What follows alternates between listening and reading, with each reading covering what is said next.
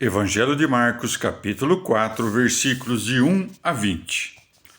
Começou de novo a ensinar à beira do mar, e juntou-se à roda dele tão grande multidão que teve de subir para uma barca e sentar-se dentro dela no mar, enquanto que toda a multidão estava em terra na praia.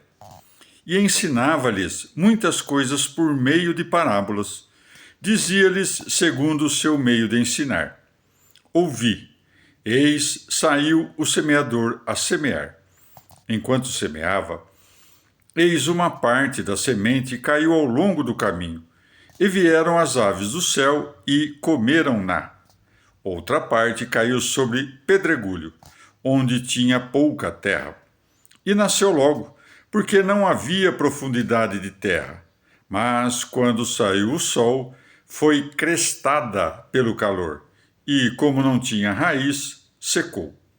Outra parte caiu entre espinhos, e cresceram os espinhos, e a sufocaram, e não deu fruto.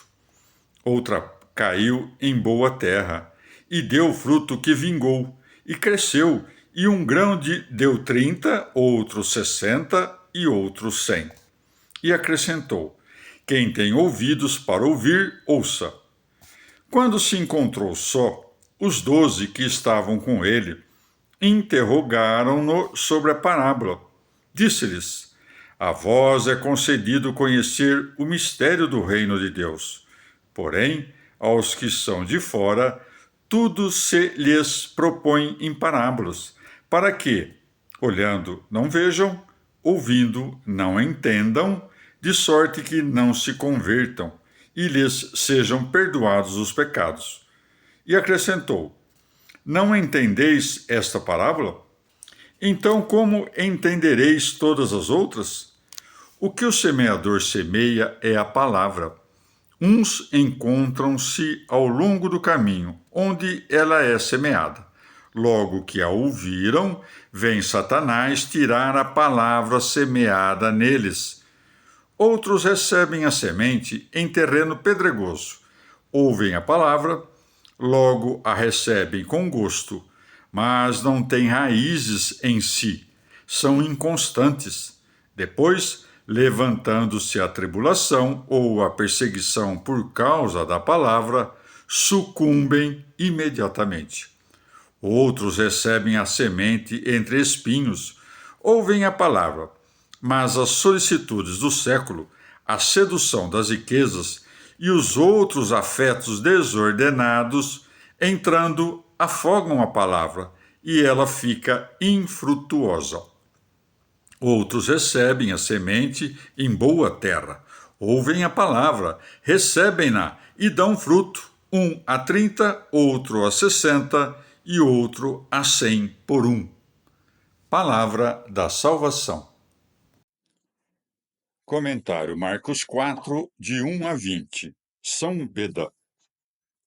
Pois, se examinarmos o Evangelho de Mateus, ficará claro que este ensinamento do Senhor junto ao mar ocorreu no mesmo dia que o discurso anterior, pois, uma vez concluído o primeiro discurso, Mateus acrescentou imediatamente: Naquele dia, saindo Jesus de casa, sentou-se à beira do mar. Mateus 13, 1.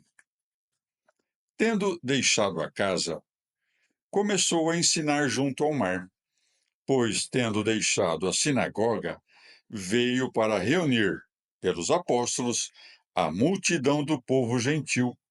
Por isso se segue. E juntou-se à roda dele tão grande multidão que teve de subir para uma barca e sentar-se dentro dela no mar. Esta barca prefigurava a igreja, que seria construída em meio às nações, na qual o Senhor consagra para si sua amada morada. Segue-se, e ensinava-lhes muitas coisas por meio de parábolas. Ou saiu a semear quando, depois de chamar à fé sua parte escolhida da sinagoga, também difundiu os dons da sua graça para a vocação dos gentios. Ou O caminho é a mente pisada pelo movimento dos maus pensamentos, de modo que a semente da palavra não é capaz de nela germinar. E por isso, o que quer que de boa semente entrar em contato com um caminho desses perece e é arrebatado pelos demônios, razão pela qual se segue. E vieram as aves do céu e comeram-na. Convenientemente, os demônios são chamados de aves do céu, seja porque são de natureza celeste e espiritual, seja porque habitam nos ares.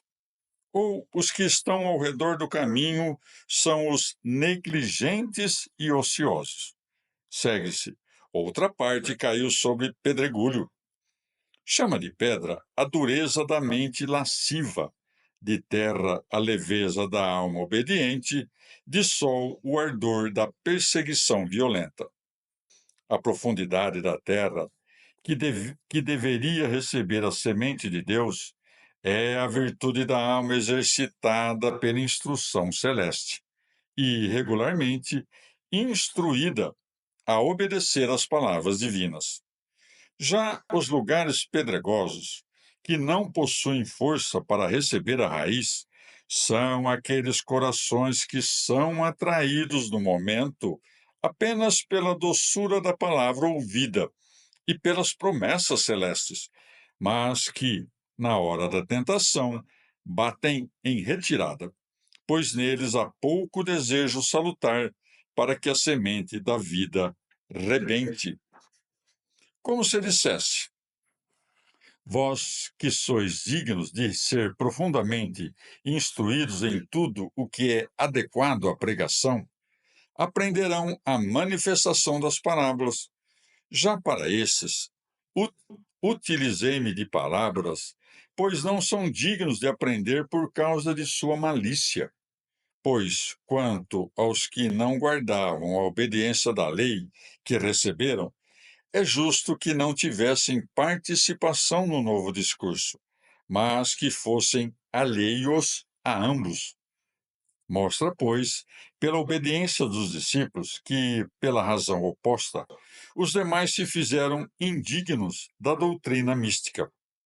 Em seguida, pela introdução da voz profética, Isaías 6:9, desconcerta a perversidade deles, como que há muito derrubada. Por isso se segue, para que, olhando, não vejam, ouvindo, não entendam. Como se dissesse: para que se cumpra a profecia que predisse isto. Portanto, para aqueles que estão do lado de fora, tudo se diz em parábolas, isto é, tanto os feitos quanto as palavras do Salvador.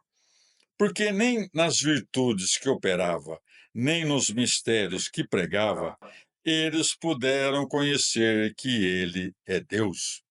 E, por isso, não são capazes de alcançar a remissão dos pecados. Nesta exposição do Senhor, compreendem-se todos aqueles que puderam ouvir as palavras da salvação, mas que não podem chegar à salvação. Há, com efeito, os que não colhem a palavra, que ouvem com nenhuma fé, nenhum entendimento, nem ao menos com alguma oportunidade de sondar um proveito. Sobre eles fala quando menciona os que estão ao longo do caminho. Pois os espíritos imundos imediatamente arrebatam de seus corações a palavra enviada, como os pássaros fazem com a semente do caminho pisoteado. Há os que tanto aprovam a utilidade da palavra ouvida, quanto saboreiam o seu desejo. Mas para que não cheguem ao que aprovam, a uns as adversidades desta vida retardam pelo terror, a outros fazem-no as propriedades, pela lisonja.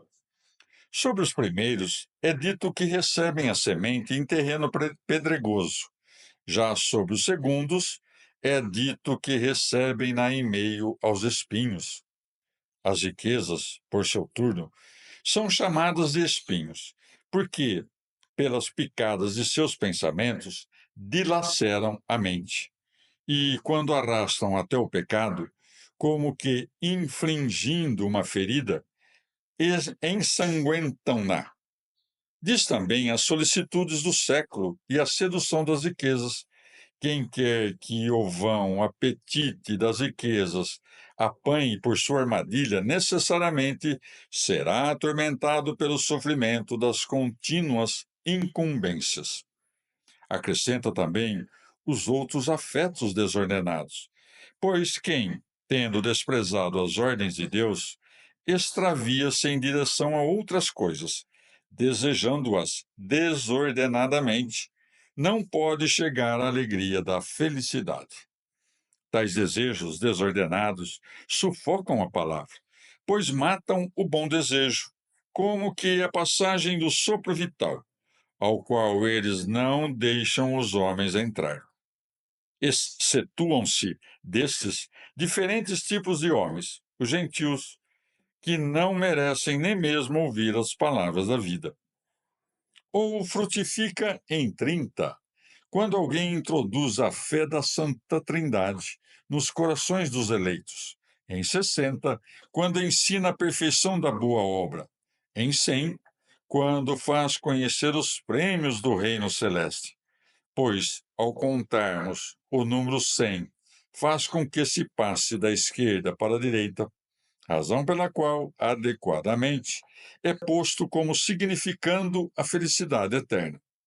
A terra boa é a consciência dos eleitos, que faz o que é contrário a todas as três terras mencionadas anteriormente, pois tanto acolhe de boa vontade a semente da palavra a ela confiada, quanto conserva de modo perseverante o que acolheu em meio às adversidades e prosperidades até o tempo dos frutos.